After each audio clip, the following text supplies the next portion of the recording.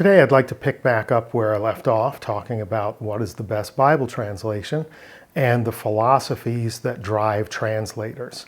We talked last time about how you could read the introduction to your Bible or to any Bible you're considering and see what the purposes were, the methodologies, the mission and the goals of the translators. And we talked about word-for-word translation versus thought-for-thought translation and amplifications and paraphrases, etc. Today, as you're considering those things, today I'd like to encourage you to think about what kind of translators make up the best translations. So let's get right into it. First and foremost, I think you're almost always better off with a group of translators versus a solo translator. The reason being, as I've said on multiple episodes, everyone has biases and you have to know what yours are.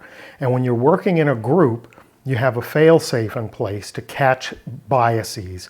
An individual working alone is much less likely to see his or her own biases than when he or she is subjected to a conversation within a group and someone says, well, how did you get there? Why did you translate that word this way? And it may reveal the biases to the translator and help he or she make an adjustment. So a group is better than a solo translator. Next, a diverse group is better than a homogeneous group.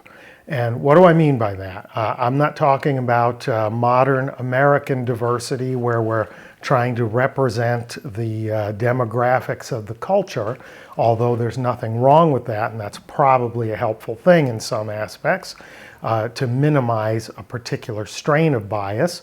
But we want to make sure that the group is not solely composed of, let's say, fundamentalists or of evangelicals or of traditional Catholics or of atheists. If we have the group is a monoculture group that is, has only one worldview, we're losing that self-correcting feature of catching biases.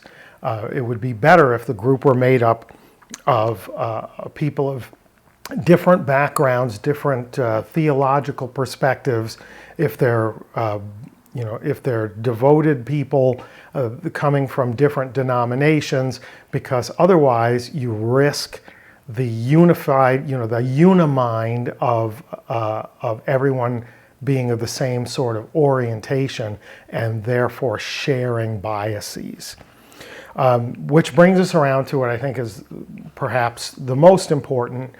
There should probably never be such a thing as a denominational translation. And our Catholic friends will probably disagree with that notion. But doctrine is supposed to come from the text, not have the text be governed by our doctrine. If all the translators are Missouri Synod Lutherans, or all the translators are Pentecostals, for example, they're going to look at the day of Pentecost differently than a diverse group of people. The Pentecostals will, not the Missouri Synod Lutherans. But you can see how if you had a group of people who all held the same fundamental beliefs, that they would be likely to have similar, if not identical, biases, and you lose the checks and balances there. I just want to tell you a real quick story. Many years ago, it's a couple decades now, a group within a denomination decided to produce their own Bible for the benefit of their members.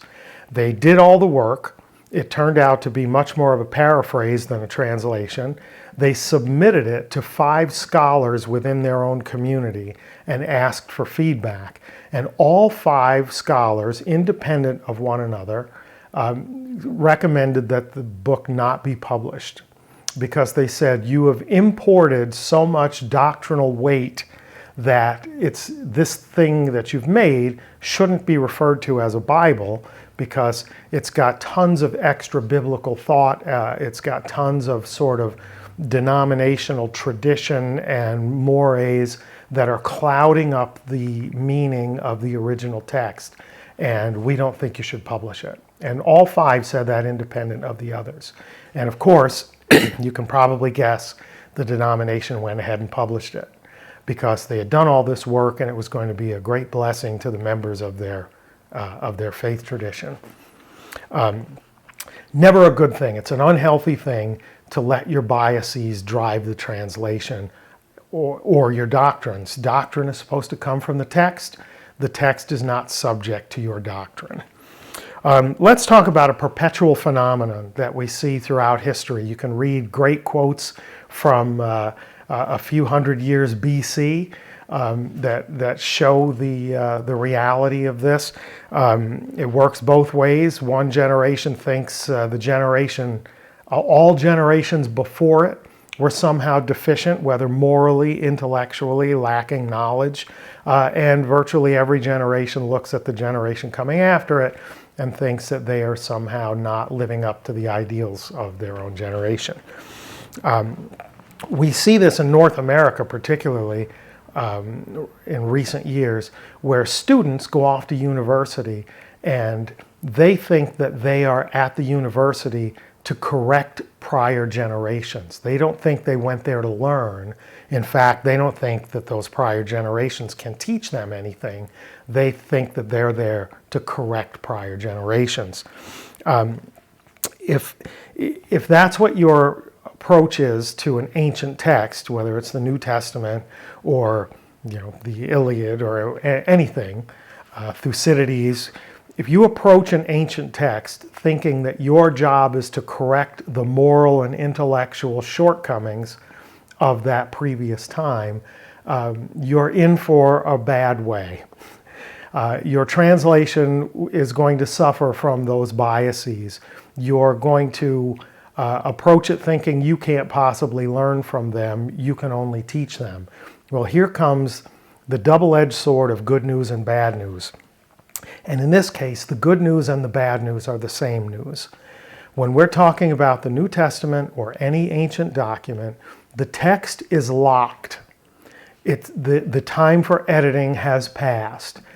You can't teach it anything. You can't correct the morality of the first century. You don't have to accept it or adopt it, but you can't correct it. The writers of those documents are dust and are not open to your instruction. So that's the case for all translators, for all interpreters, for everyone who picks up an ancient document. That document is locked. You can't go back and correct it. But what you can do is you can strive to understand the context, the historical placement, the Sitzenleben, as our German colleagues would call it. Understand what it was, what it meant when it was written to the people to whom it was written, so that you can learn and extrapolate from that. You don't have to look at it and say, well, during a patriarchal period, women were treated almost as property, therefore that's what we should do today. No one's suggesting that.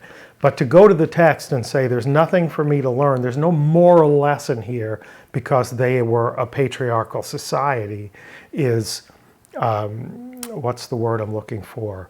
It is an act of hubris. It is narcissism to assume that your generation is perfect and all before you were morally and intellectually deficient. So what can we do with this? If you're looking for a good translation or to be a good translator, in my humble opinion, share your work with others, work in a group, a diverse group, not just a denominational group, because what good is it if we all have the same biases? Good translators, not just in a moral sense, but in a practical sense, are more faithful to the text than they are to their presuppositions or to their agendas, because the text is locked. The epistle of Paul to Timothy is not up for an edit today. The text is what it is. It says what it says. If you're a devotional type person, you can draw doctrine from that text. If you're an academic, you can understand the history and the context and the interplay of the Hellenized world of the Roman Empire in the first century and see how Christianity had its early fledgling days and what the implications were for the people involved and for the broader world.